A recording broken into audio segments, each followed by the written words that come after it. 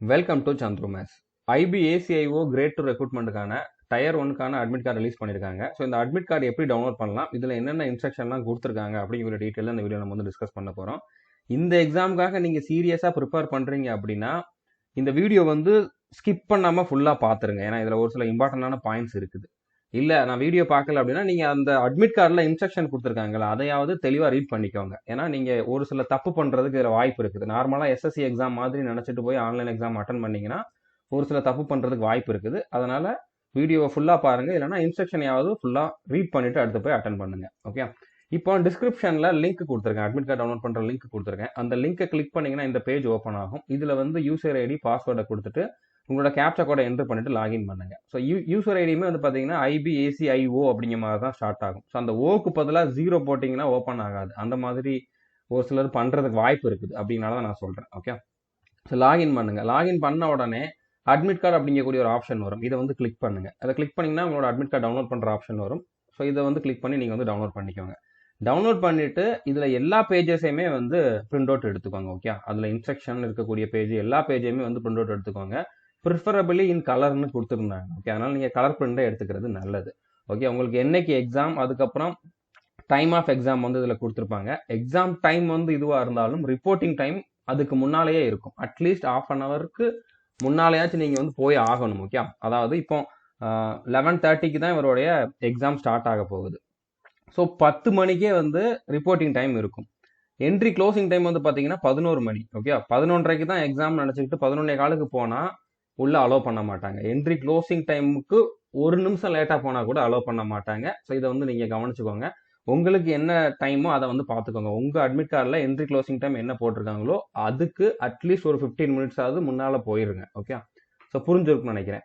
அடுத்ததா இந்த இடத்துல வந்து நீங்கள் இங்கே அப்லோட் பண்ண ஃபோட்டோ எப்படி இருக்குதோ அதே மாதிரி சேம் ஐடென்டிக்கலாக இருக்கக்கூடிய ஃபோட்டோ வந்து நீங்கள் இதில் வந்து பேஸ்ட் பண்ணணும். ஓகே, உங்களோட பாஸ்போர்ட் சைஸ் ஃபோட்டோ வந்து இதே மாதிரி ஃபோட்டோ வந்து இங்கே வந்து ஒட்டணும். அடுத்தது இந்த இடத்துல வந்து சிக்னேச்சர் வந்து நீங்கள் இப்போ போடக்கூடாது. எக்ஸாம் ஹாலுக்குள்ளே போனதுக்கப்புறம் இன்விஜிலேட்டர் முன்னால் வந்து சைன் பண்ணுற மாதிரி இருக்கும். ஓகே, ஸோ உங்களோட அப்ளிகேஷன் நம்பர் இதுதான் வந்து நீங்கள் யூசர் ஐடியாக கொடுத்துருப்பீங்க. ஓகே, அதாவது ACIO இந்த ஓக்கு பதிலாக 0 யாரும் போட்டுறாதீங்க அப்படிங்கிறத நான் சொன்னேன். ஓகே, இப்போ அடுத்ததா உங்களுக்கு எந்த இடத்துல எக்ஸாம் சென்டர் அப்படிங்கிறது கொடுத்துருப்பாங்க. அதுக்கான கம்ப்ளீட் அட்ரஸும் இருக்கும். என்ன ஷிஃப்ட் அப்படிங்கிறதும் கொடுத்துருப்பாங்க. ஸோ ஷிஃப்ட்லாம் பார்க்க வேண்டாம், நீங்கள் டைம் இதில் பார்த்தாலே போதும். அதாவது ரிப்போர்ட்டிங் டைம் பார்த்தாலே போதும். ஓகே, அடுத்ததா நீங்கள் எக்ஸாம் எழுதுறதுக்கு முன்னால் கண்டிப்பாக ஆன்லைன் எக்ஸாம் தான் எழுத போகிறீங்க. அதில் உங்களுக்கு ஸ்டார்டிங்கில் ஸ்க்ரீனில் ஒரு சென்டென்ஸ் வரும். ஓகே, ஒரு பேராகிராஃப் வரும். அந்த பேராகிராஃப் அதில் எப்படி இருக்குதோ அதே மாதிரி இதில் நீங்கள் வந்து காப்பி பண்ணணும். அதில் கேப்ஸ் இருக்குன்னா இதுலேயும் கேப்ஸ், அதில் ஸ்மால் இருக்குன்னா இதுலேயும் ஸ்மால் லெட்டர், அதே மாதிரி அதில் சிம்பிள், கமா, லெட்டர், நம்பர் அந்த மாதிரி என்ன வந்திருக்கோ அதே மாதிரி இதில் வந்து நீங்கள் காப்பி பண்ணணும். ஓகே, அடுத்து அதிலே கீழே வந்து பார்த்தீங்கன்னா இந்த மாதிரி உங்களுடைய அட்மிட் கார்ட்லேயே ஒரு சென்டென்ஸ் கொடுத்துருப்பாங்க. ஓகே, அந்த சென்டென்ஸை வந்து நீங்கள் மறுபடியும் இதில் வந்து எழுதணும். ஓகே, நீங்கள் இதில் எப்படி இருக்குதோ அதே மாதிரி எழுதணும். ஓகே, அடுத்ததாக உங்களோட நேம், என்ன டேட்டில் எக்ஸாம் எழுதுறீங்க, சிக்னேச்சர் ஆஃப் த கேண்டிடேட், இது எல்லாமே நீங்கள் எக்ஸாம் ஹாலுக்குள்ளே போய் பண்ணணும். இப்போவே பண்ணிட்டு போயிடாதீங்க. ஃபோட்டோ மட்டும் வேணால் நீங்கள் இப்போ ஒட்டிக்கலாம். ஓகே, அடுத்ததாக நீங்கள் கம்பல்சரியாக வந்து இந்த இதெல்லாம் கொண்டு போகணும். அட்மிட் கார்டு வந்து ஆல் 3 பேஜஸ் ப்ரிஃபரபிளி இன் கலர்னு கொடுத்துருக்காங்க. ஸோ எல்லா பேஜஸுமே நீங்கள் பிரிண்ட் அவுட் எடுத்துகிட்டு போயிருங்க. பிரிண்ட் அவுட் கண்டிப்பாக எடுத்துகிட்டு போயிருங்க. அங்கே போய் பார்த்துக்கலாம் அப்படிங்கிற மாதிரி போகாதீங்க.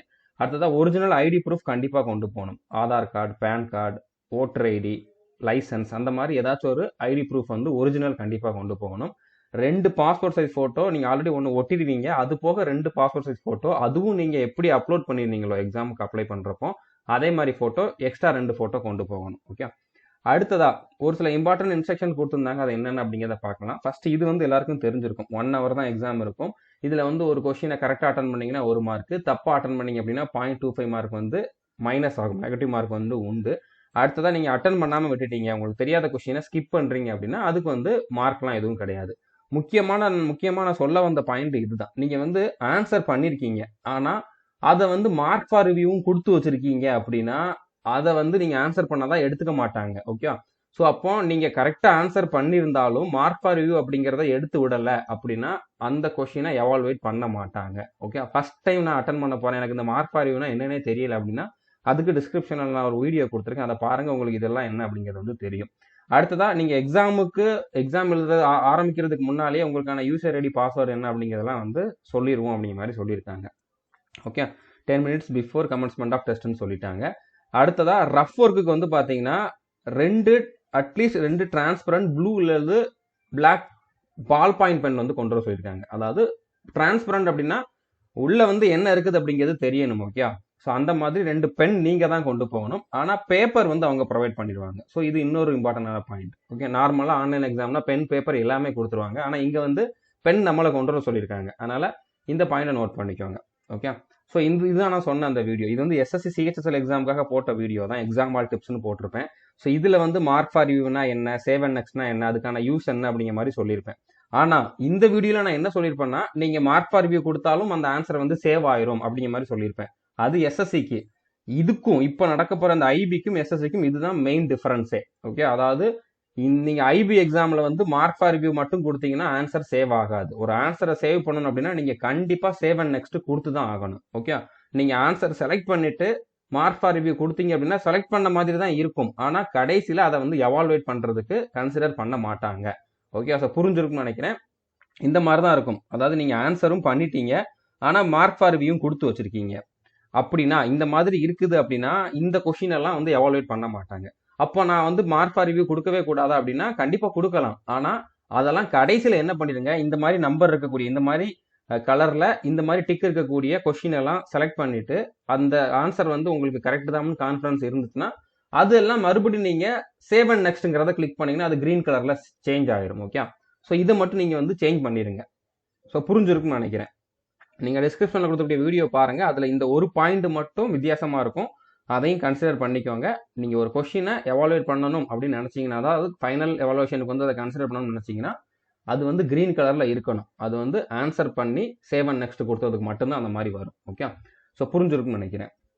அதை தான் மறுபடியும் சொல்லியிருக்காங்க. நான் மறுபடியும் சொல்றதுக்கு இது வந்து புதுசு. இது வந்து எல்லா எக்ஸாமுக்கு இருக்கிற மாதிரி இருக்கக்கூடிய பாயிண்ட் கிடையாது. அதனால தான் நான் மறுபடியும் சொல்றேன். ஓகே, கண்டிப்பா நீங்க save and next button press பண்ணா மட்டும்தான் அந்த ஆன்சர் வந்து சேவ் ஆகும். ஸோ புரிஞ்சிருக்கும்னு நினைக்கிறேன். இது வரைக்கும் நம்ம சேனல் நீங்க சப்ஸ்கிரைப் பண்ணல அப்படின்னா சப்ஸ்கிரைப் பண்ணிட்டு பெல் ஐக்கானை கிளிக் பண்ணி வச்சுக்கோங்க. எக்ஸாம் எழுத போற எல்லாருக்குமே ஆல் த பெஸ்ட். தேங்க்யூ.